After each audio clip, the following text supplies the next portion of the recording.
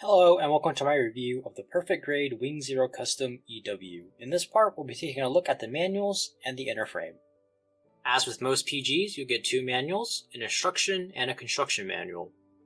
The instruction manual cover features a nice shot of the PG head, and opening it up, you'll get a nice rundown of the kit's various gimmicks along with a very nicely painted model, and you also get a color guide. On the next page, you'll get what I assume is a rundown of mobile suit development in Gundam Wing. Unfortunately, I can't read Japanese. You do get a nice aerial shot of the kit though, along with some nice frame illustrations. I like how this illustration includes a tiny hero. Maybe for scale? On the next page seems to be more information on the Zero frame. Again, a nice aerial shot, along with some nice illustrations of the frame. These two seem to feature Ketra and Troa. The next page seems to focus on its massive wings. There's its signature pose. And the illustration for the wings is accompanied by my favorite pilot, Duo. Next is apparently information on the Zero system with some more poses and an illustration of the leg frame featuring no one's favorite pilot, Wu Fei. The next two pages are what seems to be an interview, along with some more poses and a promotion for the DVD collection. And the back cover is just a back shot of the kit. I don't know why, but it seems like he's shy in taking a peek back. The construction manual features the same shot, but in grayscale. Inside you'll find a nice runner rundown, as well as the springs and metal pieces. You're going to get a lot of metal pieces and lots of rubber feathers. You'll move on to construct the arms and the shoulders. After that, you'll get the legs. Then the waist unit, attach that to the chest, and then attach on the head. And there's a lot of complicated LED wiring that I skipped. But finally, you'll attach on the backpack and complete the upper body. Next, you'll build the sub-wings as well as the tedious main wings. The Buster Rifle and Beam Sabers are simple enough. And there's the final assembly with the last page showing off its various gimmicks. And the back cover is just a grayscale version of the instruction manual. In terms of the frame, you'll be getting a full inner frame for the chest, waist, arms, legs, and head. So the chest and waist are going to be one unit. The first thing you'll notice is probably this red piece. It's actually a weird rubbery material, and you can kind of pull down on it to see more of the inner frame. It's mainly going to be a large piece of die-cast metal in there. The next thing you might notice is the search eye here. It's just a clear green piece over a chrome silver dome, but it has a nice effect. The chest can house an LED unit, but I opted not to wire it. Above the search eye is the cockpit. You can see a tiny hero Yui. And from this angle, you can see that the cockpit actually resembles how it looks in the show. While we're up here, you can get a good look at the shoulder mechanism. Without its armor, it has a lot of movement, and it's always nice to see chrome silver pistons. Onto the waist, it's nicely detailed and made of basically all die-cast metal. The only plastic parts are going to be the front and the back here. Even these leg attachments are going to be completely metal. It should be interesting to note that you can pull down on this hatch here to reveal the screw.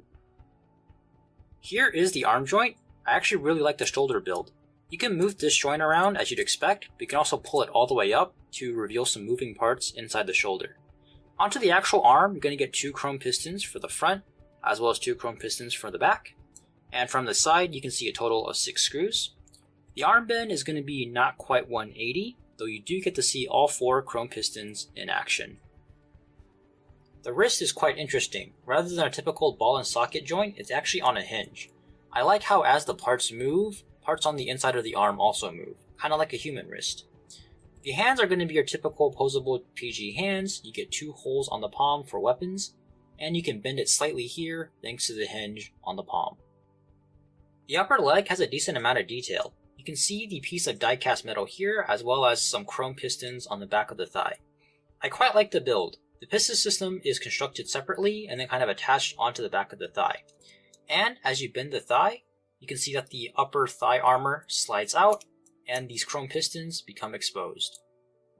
Onto the calves and knees, you can see this giant piece of die-cast metal protruding through the entire leg. It's going to be held in place by that giant screw. The calves have a nice bit of detail.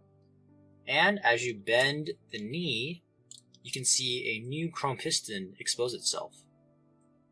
On the lower leg, you'll find 2 chrome pistons, and they do work as you move the legs back and forth, and the ankles are going to be held together by 3 screws. The feet frame are kind of boring outside of these white flaps, which you can move up. There is going to be a piston here, which moves as you point the toes up and down. So here is the overall leg bend. As you can see, there's lots of nice moving parts, as you'd expect from a perfect grade. And here is the head inner frame. It's weirdly thin. Despite that, it's nicely detailed. You get the Zero System logo here. It does have the LED gimmick, but again, I didn't install it. Assembling the frame is easy enough.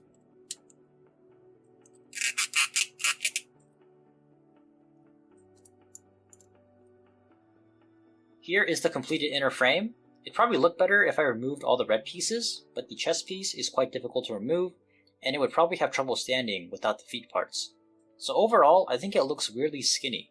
You can clearly see the classic Katoki proportions. Huge legs, stubby chest. It's still nicely detailed and feels like a PG inner frame, albeit on the lower end of quality. Another thing I want to mention is that between all the metal in the chest, waist, and legs, this frame is rock solid. And thanks to all that hefty weight, it has a pretty easy time pulling off some really exaggerated ground poses. Clearly, they wanted to reuse this frame for the PG God Gundam. It's not exactly the most graceful or the best looking, but he can get down on his knees. Here he is in a sort of meditating pose. I have to admit, the shoulders can look a little bit too wide at times. So the manuals were pretty neat, and the inner frame was very solid and pretty serviceable overall. Please check out the next part of my review, where I look at the individual limbs and weapons. Don't forget to comment, like, and subscribe!